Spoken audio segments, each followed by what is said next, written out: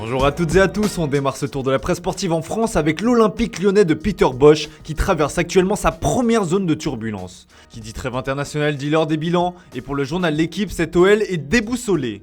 En match de clôture de la 13e journée de Ligue 1, l'Olympique lyonnais a pris une sacrée claque en s'inclinant lourdement contre le Stade Rennais 4-1. Ce qui amène le Progrès à se poser la question suivante, comment l'OL en est-il arrivé à ce point ? Plusieurs éléments dans le match font penser que tout n'est pas tout rose dans le Rhône en ce moment. On pense notamment à l'accrochage entre Boateng et Dubois et à la querelle entre Paqueta et Aouar pour le penalty. Et comme vous le savez, quand ça ne va pas, c'est l'entraîneur qui est en cause.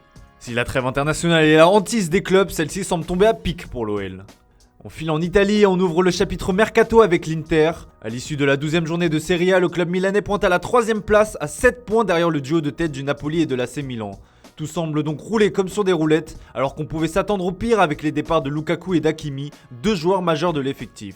Tout ça, c'est grâce à un mercato rondement mené et à l'adaptation express des recrues comme Edin Dzeko ou Joaquin Correa. Et justement, de mercato, on en parle en ce mardi matin sur la une du Corriere dello Sport. Et pour le quotidien transalpin, la tentation Insigne fait de l'œil à Giuseppe Marotta, le directeur sportif. L'attaquant du Napoli est libre cet été et n'a pour l'heure toujours pas trouvé d'accord au sujet d'une prolongation. Lors d'une intervention sur la radio Rai Radio 1, le directeur sportif des Nerazzurri a été invité à se prononcer sur ce dossier. Mais ce dernier ne s'est pas mouillé plus que cela. Nous nous concentrons sur ce groupe, il est juste d'accorder aux joueurs un crédit reconnu. L'équipe répond aux attentes. Je crois vraiment qu'en janvier, nous n'apporterons aucun changement, même si le processus de supervision est déjà en cours pour des plans futurs. Affaire à suivre donc.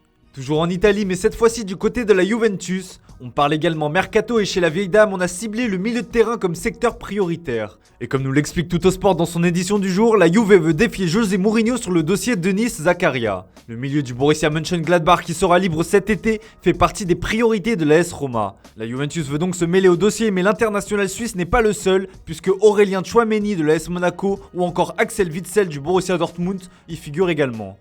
La Gazzetta dello Sport rappelle quant à elle que les Bianconeri travaillent toujours pour se débarrasser d'Aaron Ramsey. Une rupture de contrat à l'amiable est à l'étude car pour l'heure le Gallois coûte pas moins de 35 000 € à la Juve pour chaque minute passée. On file en Angleterre où ça bouge pas mal sur les bancs. Battu par Southampton dans le cadre de la 11e journée de Premier League, Aston Villa s'est incliné pour la 5e fois consécutive en championnat.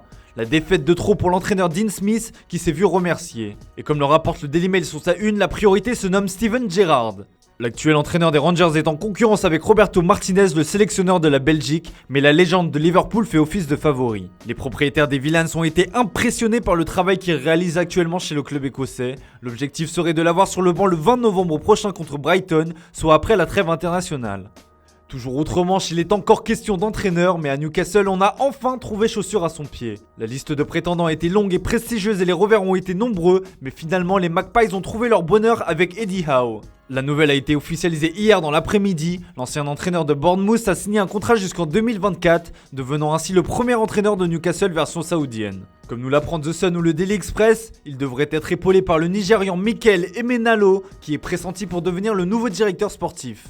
Et l'ancien de Chelsea ou encore de l'AS Monaco connaît déjà son enveloppe pour recruter lors du prochain mercato hivernal s'il venait à accepter le poste. Et celle-ci s'élèverait à pas moins de 58 millions d'euros selon le tabloïd anglais. Les supporters des Magpies peuvent se rassurer, le projet commence à prendre forme.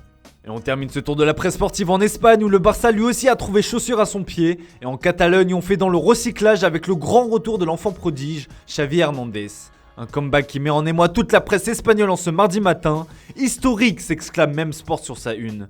Le Mundo Deportivo souligne quant à lui l'accueil de superstars qui lui a été réservé. En effet, ils étaient pas moins de 10 000 hier après-midi au Camp Nou pour saluer l'arrivée du nouvel entraîneur. Le quotidien espagnol AS met quant à lui en avant plusieurs déclarations du tacticien de 41 ans lors de sa conférence de présentation. Et les mots qui ont été choisis sont les suivants, remettre de l'ordre.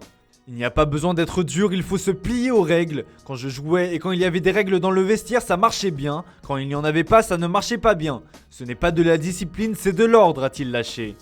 Le ton est donc donné, mais que les supporters blaugrana se rassurent, Xavi sait parfaitement où il met ses pieds et il compte bien redorer le blason barcelonais. Voilà, c'est tout pour ce matin, merci pour votre fidélité, on se retrouve tout à l'heure pour le traditionnel JT Foot Mercato.